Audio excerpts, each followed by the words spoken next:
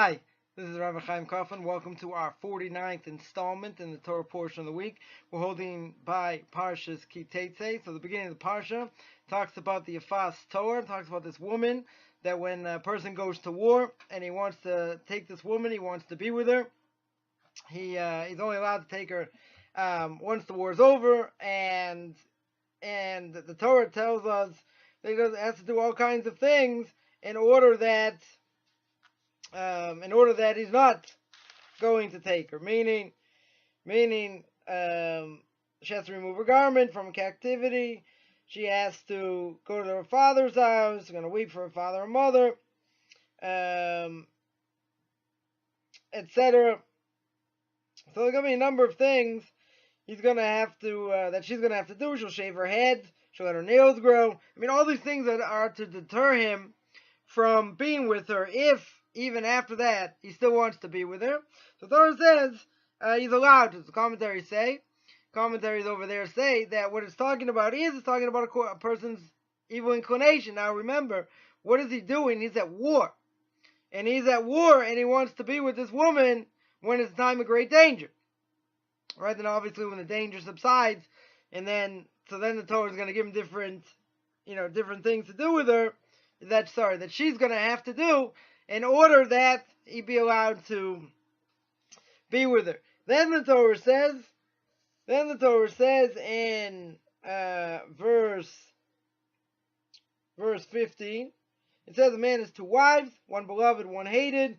They bear him son, the beloved one, the hated one, and the firstborn son, the hated one, it shall be on that day, it will cause the son to inherit whatever will be his.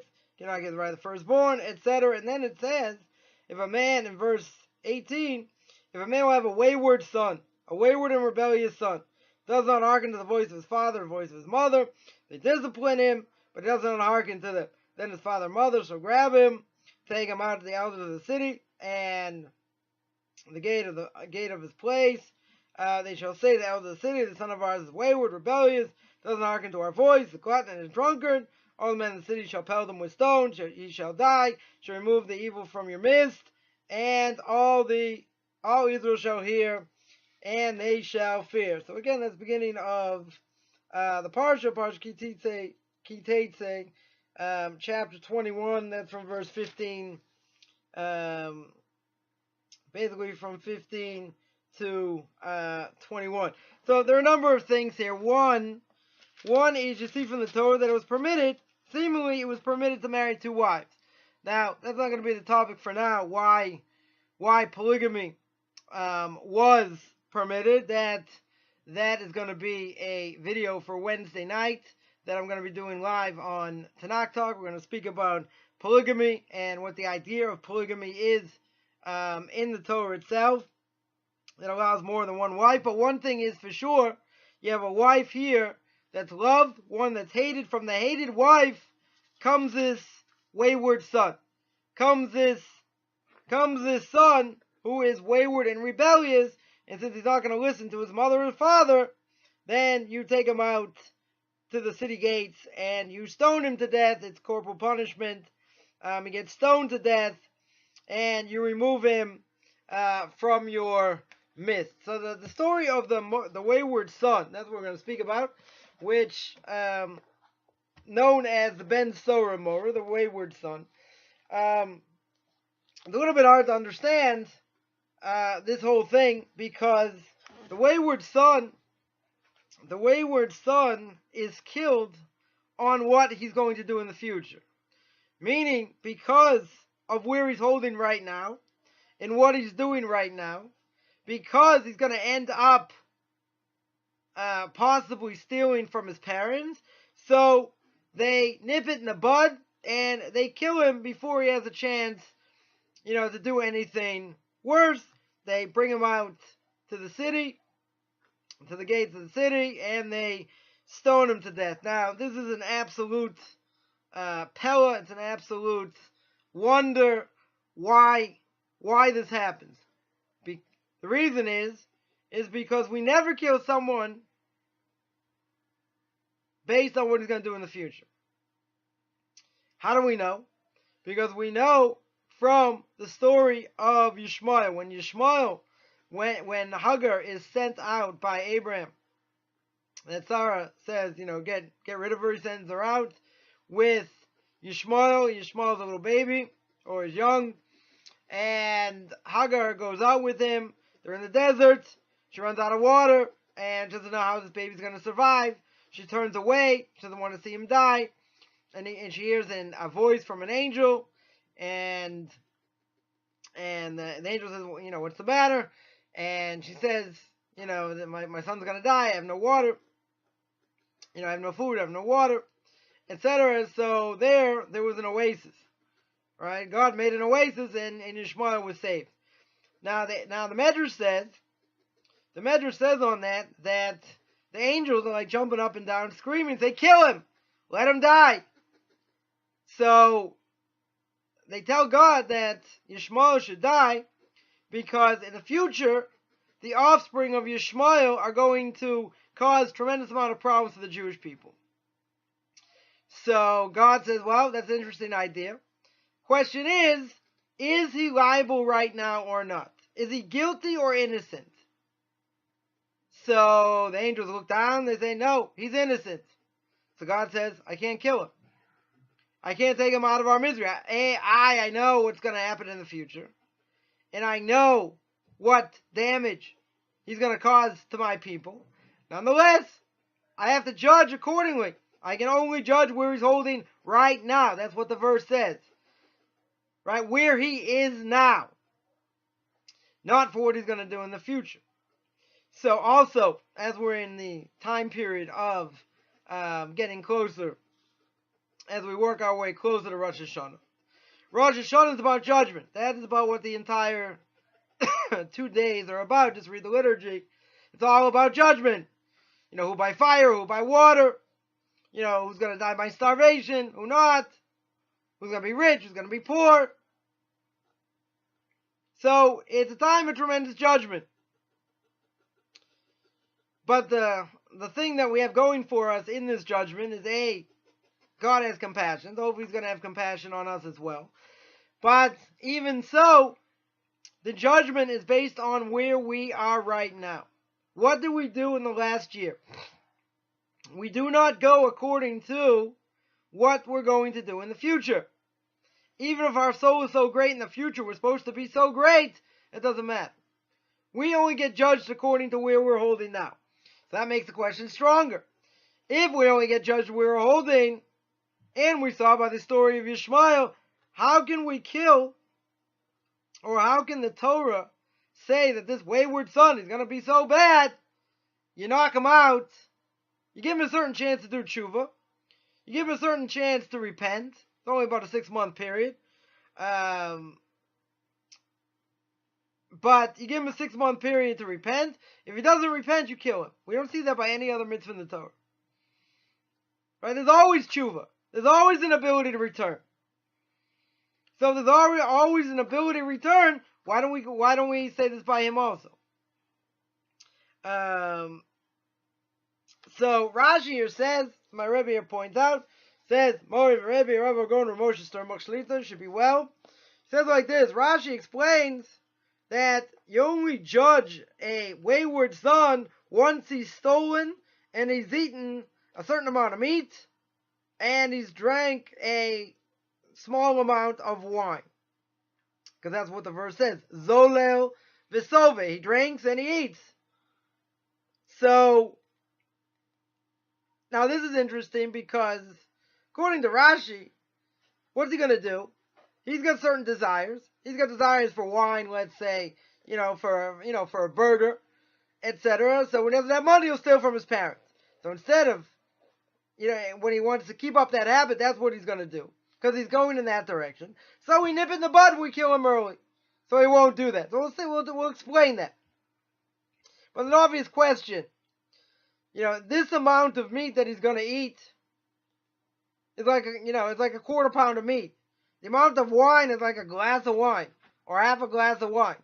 So, it's ironic in the sense that you're going to kill him, if he eats a quarter pound of meat and he drinks a little bit of wine. I got plenty of kids that can do that, even, younger age. Not a bar mitzvah. They can certainly eat a quarter pound of meat. And, they may not like it, but they can certainly drink wine. Right? So why is that enough to kill him? So he brings down here also that why does the Ben Sorah, why does the wayward son get the punishment of skila, that one of the 4 corporal punishments, he gets stoned to death, which is the more severe of any, as the rabbis tell us, of any of the other corporal punishments. Even Ezra says, because he's got the status of an abikoros. What's an abikoros? Abikoros is a heretic. He's a heretic. Right? Doesn't believe in God. What does he believe in? He believes in this world. And all he wants to do is eat and drink in this world. So because he wants to eat and drink in this world and stuff his stomach, even though it doesn't seem like that's really that much that he eats, nonetheless, because he wants to do that, he gets a death penalty. And he's called an abikoros. Someone who has desires, whatever they may be, doesn't necessarily make you a heretic. The Rambam's clear in the laws of repentance who's considered a heretic. Right? According to the Rambam, a person doesn't believe one verse came from the Torah, he's a heretic. Doesn't matter if he's learned or not, he's a heretic. Right? If he doesn't believe God created the world, he's a heretic. He's got a whole list. He's got a whole list over there. Who's considered a heretic? Doesn't say somebody goes according to his desires is a heretic. So my Rebbe here says this is an absolute wonder that if someone lives in this world, he's going after base desires, i.e. likes to eat, likes to drink, and it calls him a heretic.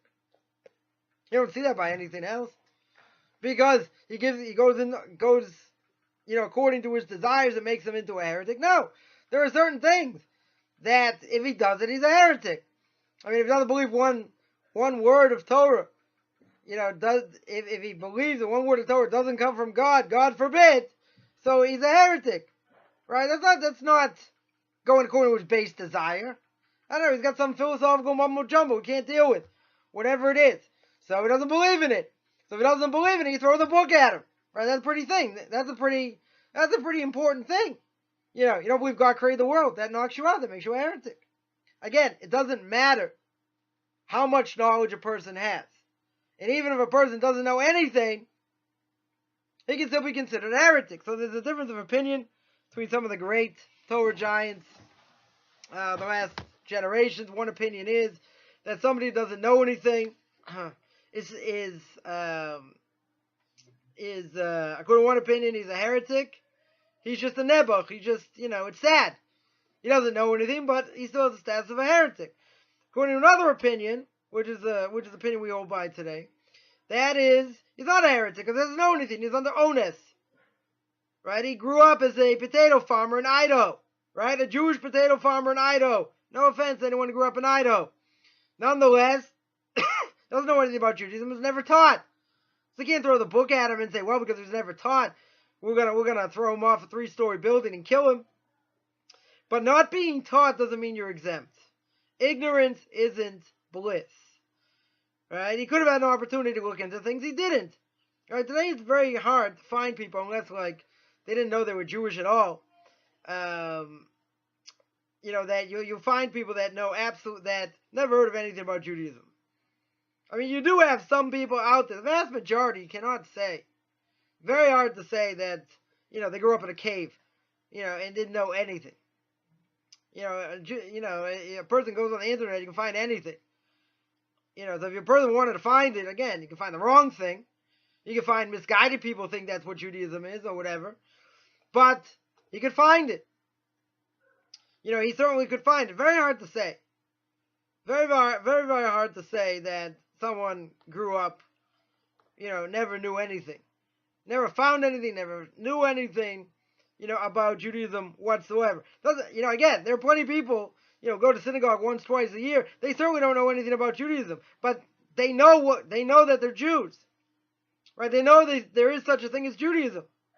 So Jews out there, again, I'm not talking about people who were baptized and never knew they were Jewish till later in life. Right? They're totally under onus.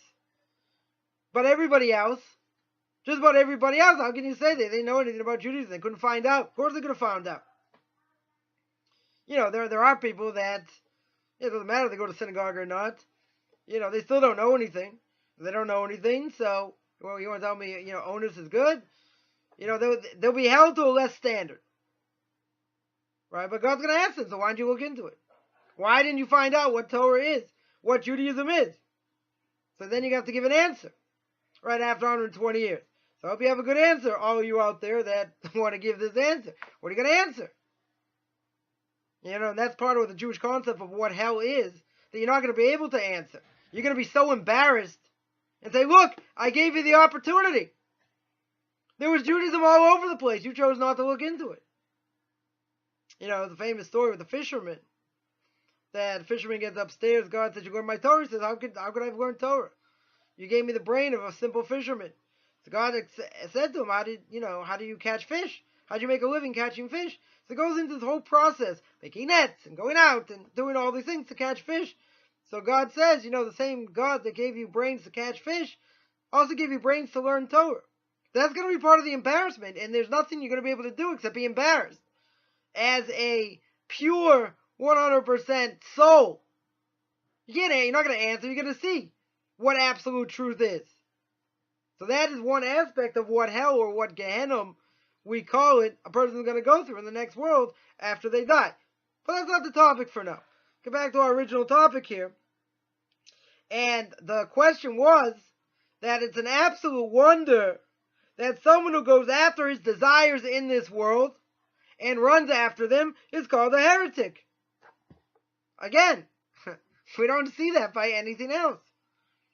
Being a heretic has specific definitions. Right? The Rambam also brings down, as the Talmud says, someone who's a heretic is considered is someone who says, oh, what do I need these rabbis for?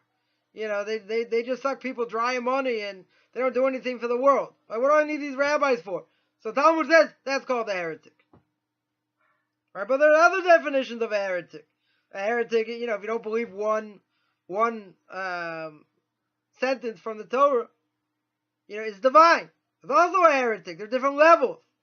Right? Someone denies Torah, someone is a heretic, someone's called a min, which a min is a notricon, is an acronym for Meyeshua Notzri, from Mr. JC himself, the Christian. Right? So instead of saying him by name, in the Talmud, many times it'll say a certain min, a certain heretic, that's how you translate it really. A certain heretic came and asked the rabbis the following question. Asked this rabbi whatever question.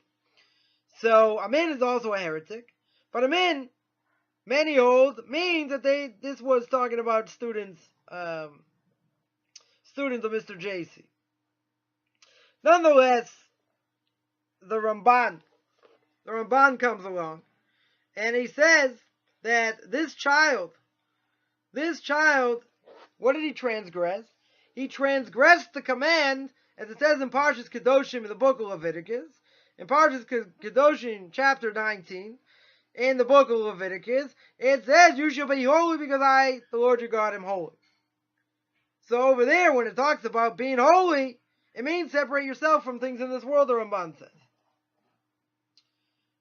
Right? To be holy means, even if something is permitted to me, let's say, food, doesn't mean I'm allowed to be a glutton. Or wine, I'm allowed to drink wine, doesn't mean I should be an alcoholic. So I have to use these things in proportion. Not allowed to abuse them. Right? Even things that are permitted. There are limits, there are boundaries of what I'm allowed to do, what I'm not allowed to do. So it comes on the Ramban. And the Ramban says, you know what he transgresses over here? He transgresses this command of being holy. And what does he do? He attaches himself to this world by going after wine and meat. He doesn't know God's way. And therefore, because of that, as Rabbi here points out, that's an absolute wonder. You're going to kill him. Okay, it's not good. Someone who's not holy, not going in the ways of the Torah. Okay, that's not good. but doesn't deserve the death penalty. You don't keep Shabbos, you deserve the death penalty. Right? Any Jew doesn't keep Shabbos gets the status of a non-Jew for a number of things. So it's like you deny God created the world. That's pretty bad. Right? That is pretty bad. Why is it denying God created the world? Because when you say Kiddush Friday night, you say Vayechu Hashemayim v'Haaretz v'chol tzva'am. You say that God finished creating Genesis chapter 2, beginning of Genesis chapter 2. So you stand up, give testimony. That's why you stand, giving on Kiddush, making Kiddush Friday night. You stand, you give testimony that God created the world. So what if you don't keep Shabbos though? So if you don't keep Shabbos properly, so you deny God created the world. That's bad. That's so bad, the rabbis tell us you get the death penalty. You get corporal punishment. I.e., you get stoned to death. If it actually happened. When the temple stood and there was a Sanhedrin. That's pretty severe. So you want to tell me he ate a quarter pound of meat, drank a little bit of wine, you're going to stone him to death? Doesn't make any sense. Why is it so severe? Alright, that's the question. So everyone wants to answer that the reason is, what do these actions prove? We mentioned before, a person can be only be killed or die where he's holding right now. You cannot judge him, as we saw by the story of Yishmael. You cannot be judged where you're going to be holding in the future, or what you're going to do. So, where you're holding now is how you get judged. Says my Rebbe, if you see where this person's going, we see that that it proves that this person is corrupt. His soul is absolutely corrupt. And he has no control over his evil inclination or his desire. So much so that he's going to steal from his parents and he's going to eat and drink as much as he wants. So in other words, even though we normally say that you're not going to judge him till the end, right? You're not going to judge him, you don't judge him, you only judge him, where he is now. You don't judge him according to the future and what he might do. Maybe he's going to do Teshuvah. Maybe this guy will wake up one day, get clocked over the head by something, and he'll wake up and he'll see that there's really a God, there are really mitzvahs I have to do and I have to keep, and he'll do Teshuvah. The Rebbe says in this case, and this is the only case, in this case we don't say that. In this case he's so steeped into desire, into what he wants to fulfill that desire. So what does he do? He's so carried away, and he wants that meat and wine that he'll steal from his parents. Teshuvah is not an option. It'll never be an option. And he'll continue to do until he does that.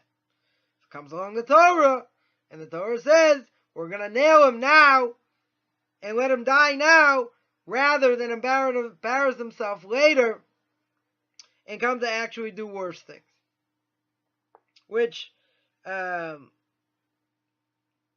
an amazing thing, because if you think about it, a person wants to do the will of his parents. And he wants his parents to be proud of him. So they warn him. His parents warn him. And they try and discipline him. But seemingly it doesn't work. Kid doesn't want to listen. He's rebellious. Well, don't we have all rebellious kids? Yeah, they're called teenagers. So, teenagers, going through different hormonal changes and other things, and want to show, independence as well. To a certain extent. So, they don't want to necessarily listen to their parents. They want to do things on their own. But there's an obligation to listen to your parents. I mean, obviously, if they want you to go in the right direction. If they want you to go in the wrong direction, there's no mitzvah to listen to them. Just like the Torah says, that if a parent says to a child, I want you to desecrate Shabbos, you don't have to listen to them. One of the 10 commandments is that you have to keep Shabbos. Yeah, one of the 10 commandments also is you have to listen to your parents. So, if your parents tell you to do something, according to that, I should be obligated to do it. So, the rabbis learn out that there's a juxtaposition of the verses where it says you have to honor your parents, then it says keep Shabbos. The question is, what's the connection? What's the connection to honor your parents and keeping Shabbos? The answer is that if your parents tell you to break Shabbos, you don't have to listen to them. That's how the rabbis learn out. So if they want you to do something good, you should listen to them. Or you have an obligation to listen to them. Can't contradict them. Can't raise your voice to them. You have to honor them. Well, there are many mitzvahs of honoring the parents. Honoring and fearing the parents. But if they want you to do something against the Torah, right, they may play this card on you and say, but isn't one of the 10 Commandments that you have to listen to your parents? So you say, yeah.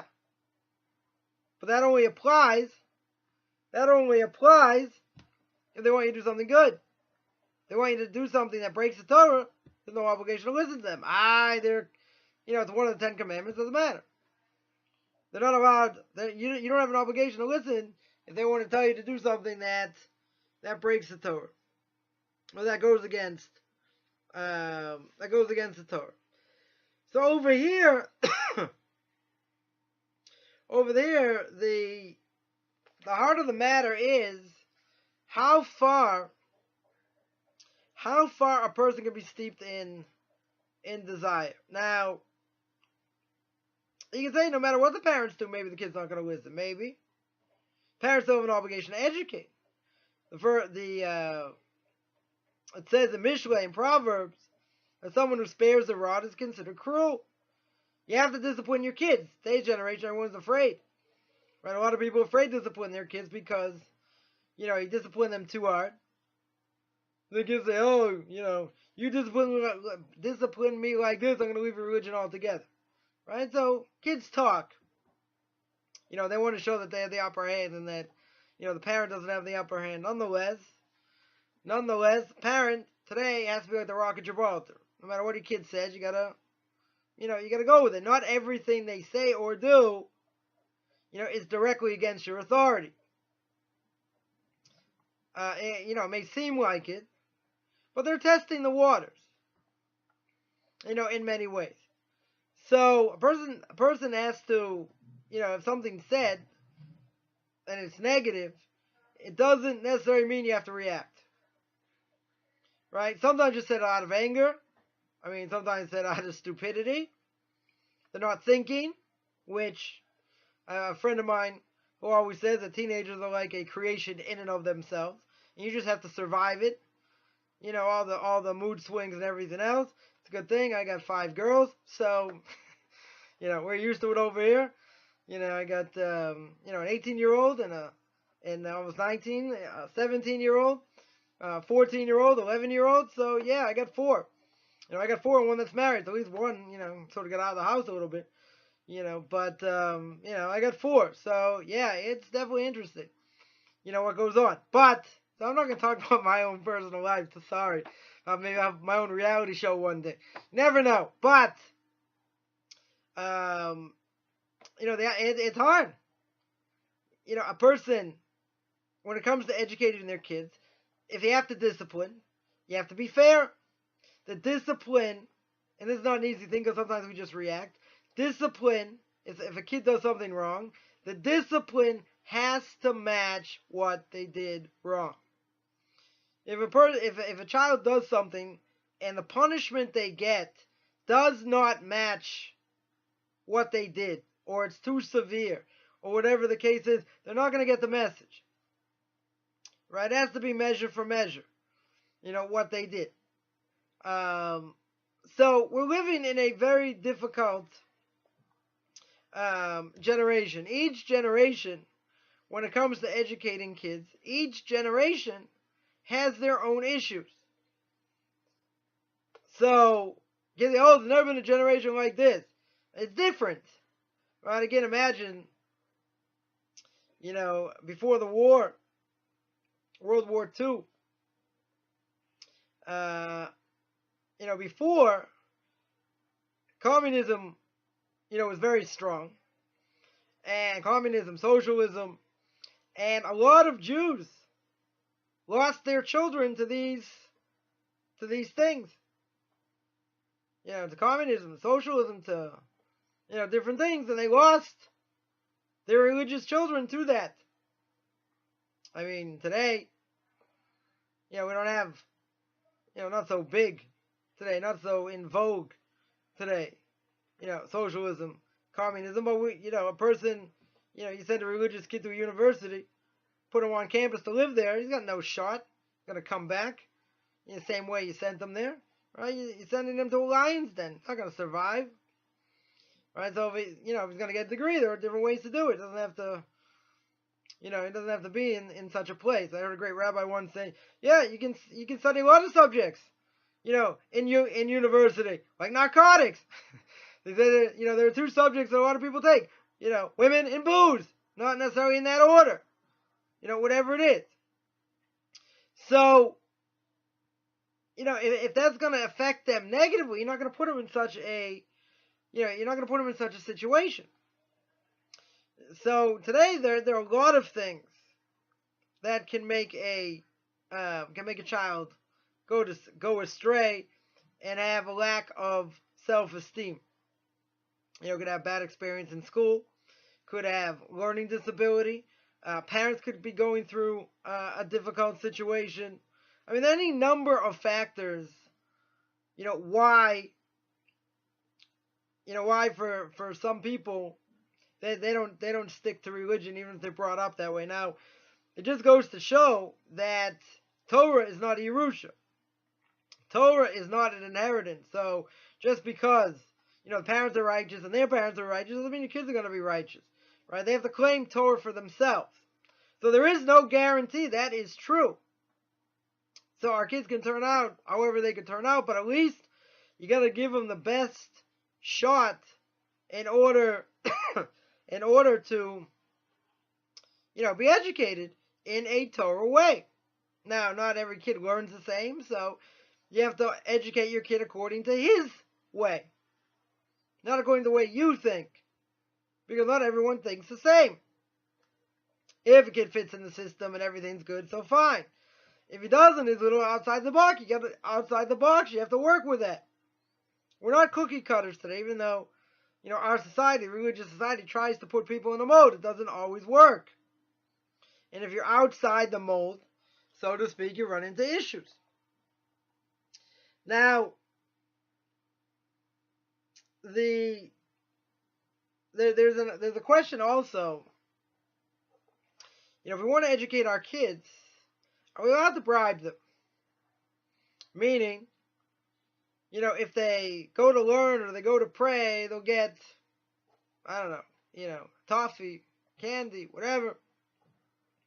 Or you make a chart and you say if you go so many times, then we'll do something special, whatever that is. So, is that a good thing to do? So, many hold today that gives a child incentive. They might say, well, it's not for the sake of learning per se, it's for the sake of whatever they're going to get. That may be true. But even so, even if the premise is it's not for the sake of learning, but hopefully while they're learning, eventually it will be. Right? So that'll be positive.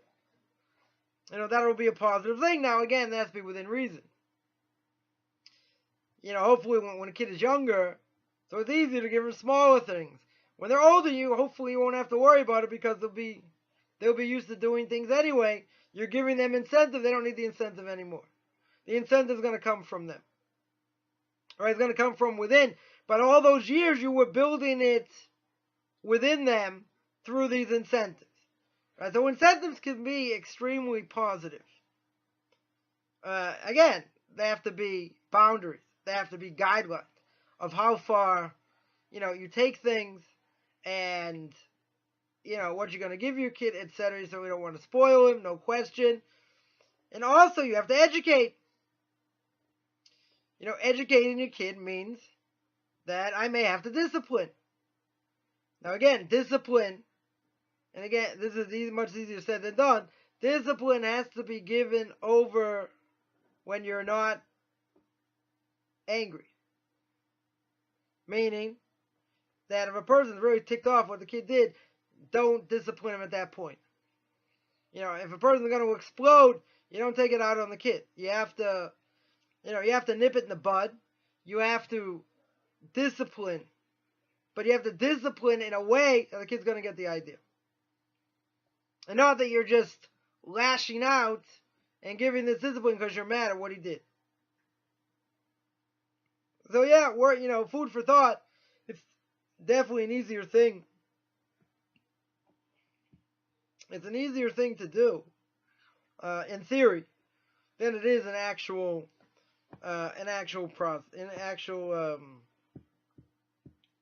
in reality. So here, as we mentioned before, the Torah is telling us that this child has no hope. Because of the direction he's going in, his desire has totally overcome him. Because the desire has totally overcome him, he is going to end up stealing from his parents. And that you can't have. So in this case, the Torah says, okay, we're not going to allow him to do it. We're going to cut him off now.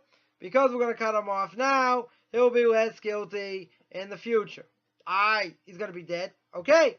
But it would be much worse for him if we let him continue. So, again, this is the only case you see that we judge a person what he's going to do in the future and not what he's doing now. So this is an incredible thing. The reason is because a person's desire, whatever it may be, can just go haywire. It can go so beyond what a person thinks that it controls them. And if he doesn't get his fix, he'll do whatever he can to get it. Even if he has to do it in a legal way. We're not talking about a non-religious Jew here. We're talking about a kid who's being educated as a Jew. And about keeping Torah and mitzvahs. Doesn't he know he's not allowed to steal? Certainly he shouldn't steal from his parents. Doesn't he know that? Of course he knows that. Since he was a little kid, he's been taught that. He knows what's right and what's wrong. See, but in this case, it doesn't help. A person has this desire, and this desire just totally overcomes him, and he can't beat it. And therefore, you nip it in the bud. He just can't control himself. So you say, well, maybe it's genetic. Maybe a certain gene that's causing him to do that. Maybe. But see, there's an antidote. Person has an evil inclination, even no matter how strong it is, there's an antidote. What's the antidote? Antidote is Torah. Is to learn Torah. Different things a person can try and do to get away from this negative activity. Right? Talmud says, evil inclination overcomes you, say the Shema. Why say the Shema? Because you're going to remember you're taking on the yoke of heaven. That there's one God, He's unique in the world. And you're also taking on the yoke of all mitzvahs.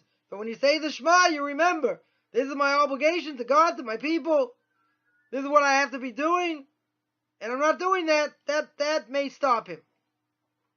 If that doesn't work, Talmud says, run to the base medrash. Run to the study hall. Learn. Because if you learn, you remember what your true purpose is in this world. And once you remember that, you're not going to come to sin. Third thing is, if that doesn't work, remember the day of your death. Why the day of your death? Because then you remember that we're not going to be here forever. Fame! I'm going to live forever. No, you're not going to live forever. Your soul may live on. You are not going to live here forever. Because you're not going to live here forever, you have to remember what you're doing here in this world. This world is temporary. Right? It's only a bridge between this world and the next world. It's temporary. So if it's temporary, If it's temporary, then what am I doing getting involved, in my evil inclination? My evil inclination, I'm going to go by the wayside. I'm going to give up a little bit, to eat something or to get something, and that's going to be worth it, and forfeit my space in the next world.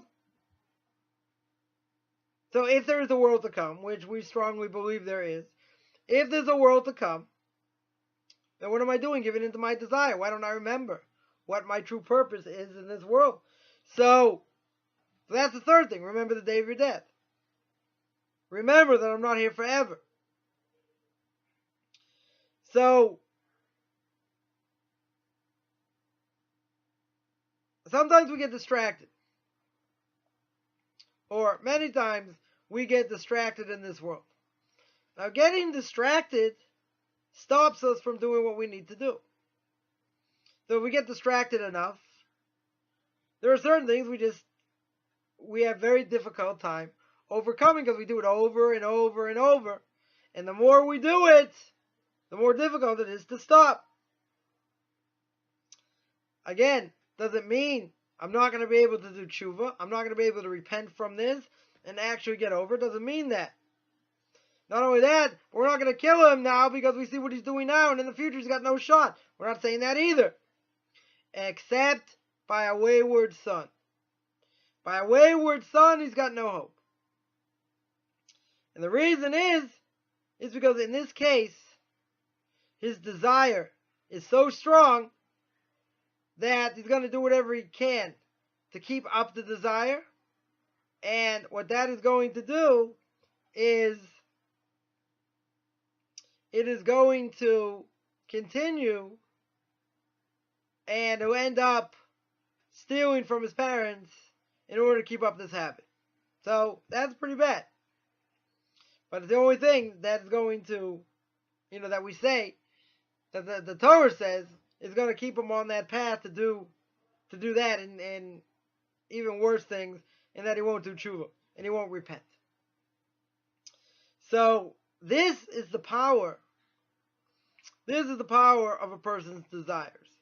If they're not kept in check, if we don't work on them, then they can overcome us and potentially they could kill us, physically and spiritually.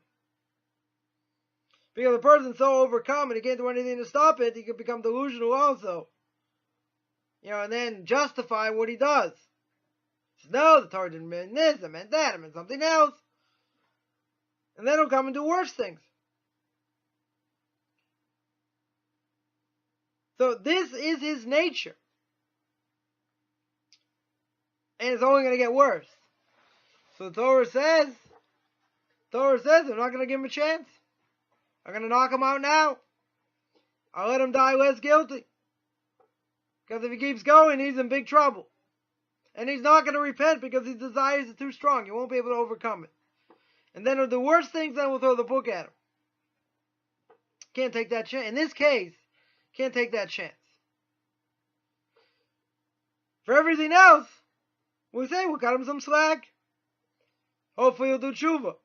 Again, it depends how God's going to judge it, how God sees it, where he's holding. There are a lot of factors involved. In this case, all the factors go out the window. It's extremely severe. So we understand going after a person's base desires, if it's uncontrolled, then it can certainly wreak havoc. At the same time, we see also a novelty, the Ramban says, that going after your base desires in this case makes you a heretic. Desire makes you a heretic. Again, you don't see that by anything else. Because what it does is it takes you away from God. It takes you away from what your purpose in this world is. It makes you think that the only purpose in this world is to be a hedonist, just to satisfy your body at whatever level, doesn't matter. Make as much money as you can. Fulfill all your weird desires, whatever they may be.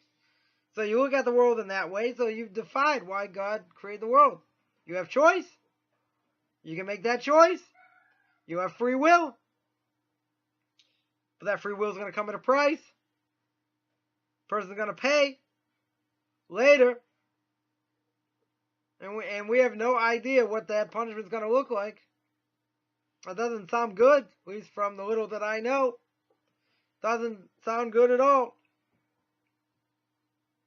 So, a person's base desires, if they're not controlled, can lead him to be an abikoros, to be a heretic. It can also lead him to such an extent, as the Torah says, he'll end up as a wayward son, he'll be killed. So, we may have permissible desires. Permissible desires are permissible. It's just a question of how you use them. You know, a person's allowed to eat doesn't mean you should be a glutton. A person's allowed to drink doesn't mean you should be an alcoholic. Right? Even the things that are permissible, there are boundaries. So people may say, why in the world should you have to be limited at all in this world? Why?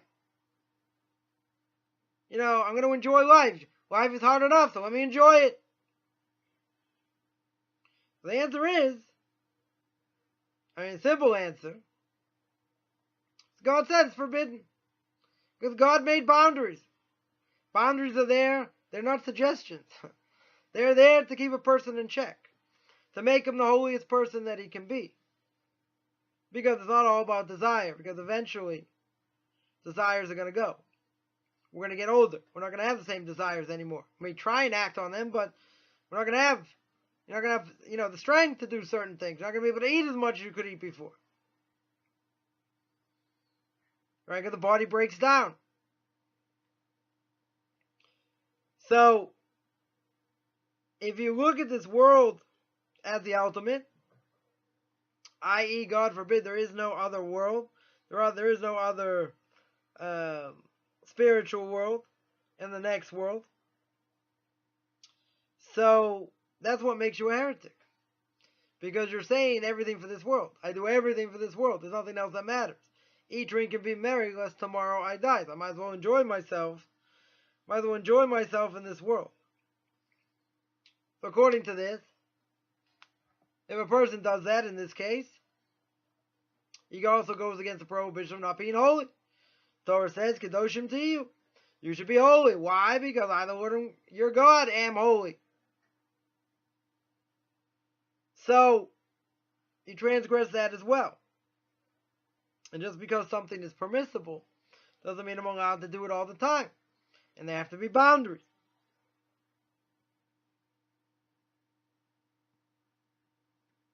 So, this is an important point, to think about of how you let these desires go. In other words, do you put boundaries on them? If you do, good. Then they can't go totally out of control. You have to fight for that.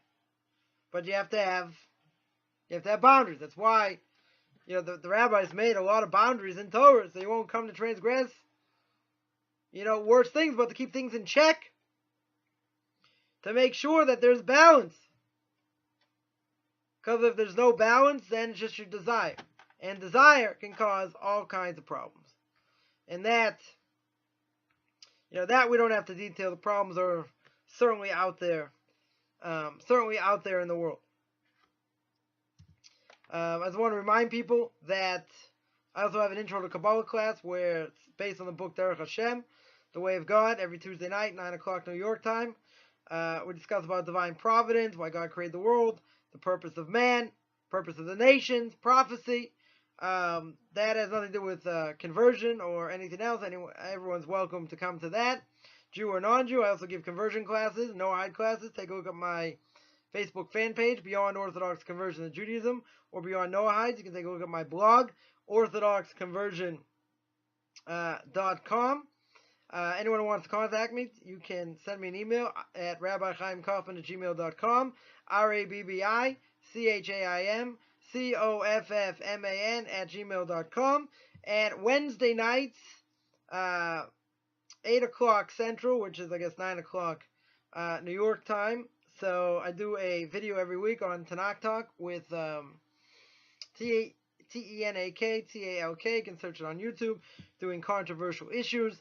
And this week's controversial issue will be about adultery and polygamy, which should be an interesting